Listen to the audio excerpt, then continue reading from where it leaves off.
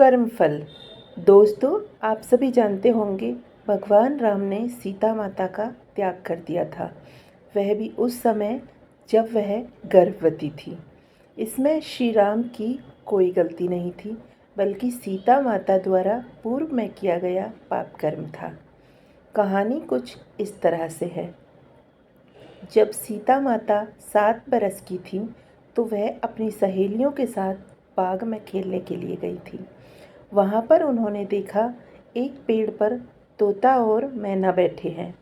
मैना तोते को राम कथा सुना रही थी, क्योंकि वह वाल्मीकि जी के आश्रम में रहती थी। वहाँ पर रोज राम कथा होती थी। तोता बड़े ही आनंद के साथ यह कथा सुन रहा था। अचानक सीता जी की नज़र इन पर पड़ी तो इन्हें भी कहानी में आनंद आया और सीता माता ने मैना को पकड़ लिया।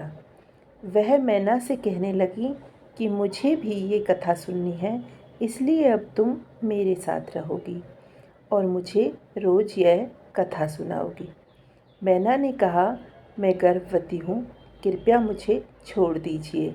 इस पर माता सीता बोली, मैं तुम्हारे लिए सोने का पिंजरा बनवा दूँगी।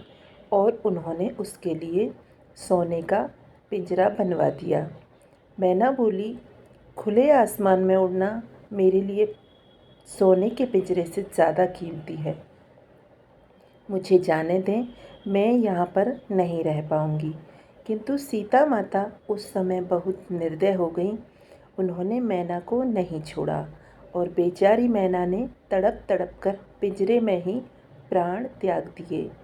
जब तोते ने देखा कि मैना ने सीता जी के कारण अपनी जान गंवा दी है, तो तोते ने सीता माता को श्राप दे दिया कि जिस प्रकार तुम हमारे वियोग का कारण बनी हो, तुम्हारे पति के द्वारा गर्भावस्था में ही तुम्हारा त्याग कर दिया जाएगा। अगले जन्म में वह तोता धोबी बना, जिसकी निंदा को सुनकर श्री राम ने माता सीता का त्याग कर दिया था। इसमें दोष ना तो श्री राम का था और ना ही धोबी का। ये तो सीता माता का कर्म दंड था, जो उन्हें हर हाल में भुगतना ही था। सही कहा जाता है कि कर्म वह फसल है जिसे हर हाल में काटना ही पड़ता है। इसलिए सोच समझकर अच्छे बीज बोएं। धन्यवाद। कहानी अच्छी लगी हो तो हमारे चैनल को लाइक और सब्सक्राइब कर लें